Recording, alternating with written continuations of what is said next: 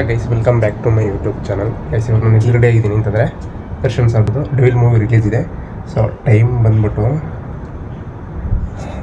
4:57. So 6:00 show ಇದೆ.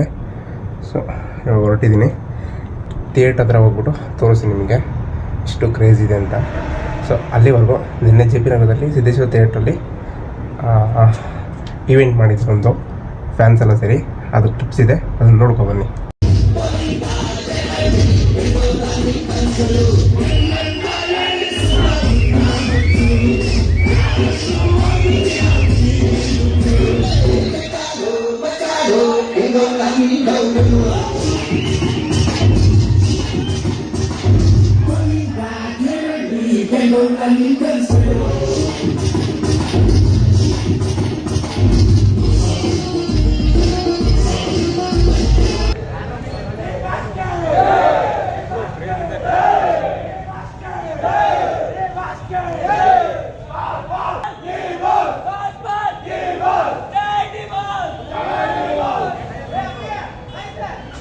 ಏನು craze ಗುರು ಇದು ಸಿನಿಮಾ.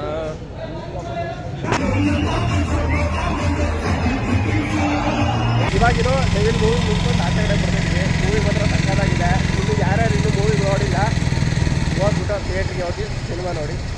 ಚೆನ್ನಾಗಿದೆ ಸಿನಿಮಾ. ಪ್ರಥಮದಲ್ಲಿ ಫುಲ್ಲು ಹಬ್ಬ ಮಾಡ್ತಾರೆ.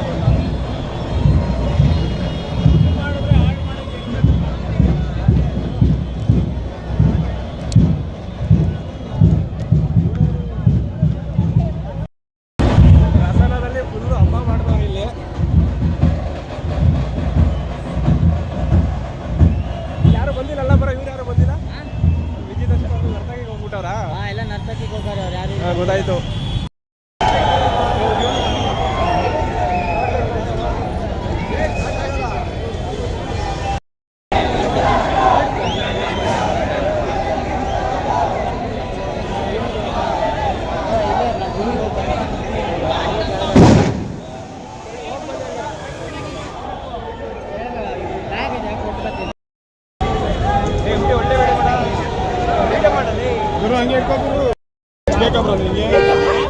ಗೈಸ್ ಕಟ್ಔಟ್ ಹಾಕಿದ್ದಾರೆ.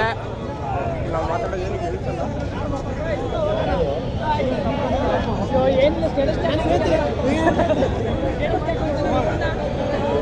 ಸೆಲೆಬ್ರೇಷನ್ ಸಕ್ಕತ್ತಾಗಿದೆ. ಸೆಲೆಬ್ರೇಷನ್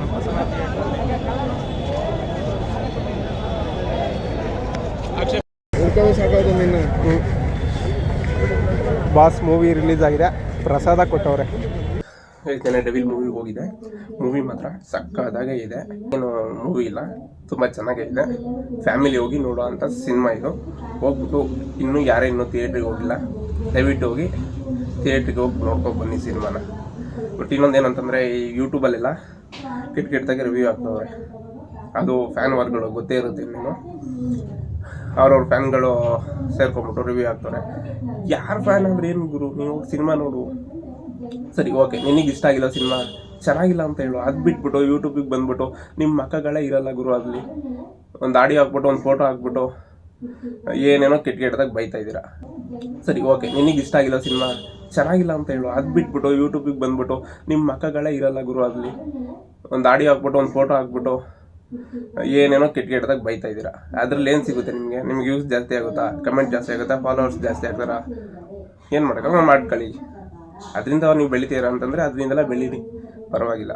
ಬಟ್ ಆದರೆ ಒಂದು ಸಿನಿಮಾಗಳನ್ನ ತಿಳಿಯೋ ಕೆಲಸ ಅಂತೂ ಮಾಡಬೇಡಿ ಯಾರೂ. ಕನ್ನಡ ಸಿನಿಮಾಗಳು ಬೆಳಿಬೇಕು ಅಷ್ಟೇ. ಬೇರೆ ಲ್ಯಾಂಗ್ವೇಜ್ ಸಿನಿಮಾಗೆ 500,000 ಕೊಟ್ಟು ಹೋಗ್ತಿರಲ್ವ, ಈ ಸಿನಿಮಾಗಳಿಗೆ ಏನಕ್ಕೆ, ಕನ್ನಡ ಸಿನಿಮಾಗಳಿಗೆ ಯಾಕೆ ಹೋಗಲ್ಲ ನೀವು? ಅದು ಹೋದ್ರೂ ನೀವು ಫ್ಯಾನ್ ವಾರ್ಗಳಂತ ಮಾಡ್ತಾಯಿದ್ದೀರಾ. ಏನು ಮಾಡೋಕ್ಕಾಗುತ್ತೆ ಇದಕ್ಕೆ?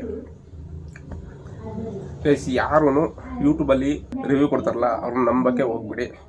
ಸೀರಿಯಸ್ಲಿ, ಅವರೆಲ್ಲ ಕೆಟ್ಟದಾಗೆ ಸಿನಿಮಾಗಳನ್ನ ಪ್ರೊವೋಕ್ ಮಾಡಿದವ್ರು ಅಷ್ಟೇ. ಅದು ಬಿಟ್ಟರೆ ಬೇರೆ ಇನ್ನೇನಿಲ್ಲ. ಸೊ ಹೋಗ್ಬಿಟ್ಟು ಎಲ್ಲರೂ ಹೋಗಿ ಥಿಯೇಟ್ರಿಗೆ ಹೋಗಿ ಸಿನಿಮಾ ನೋಡಿ ಅಷ್ಟೇ.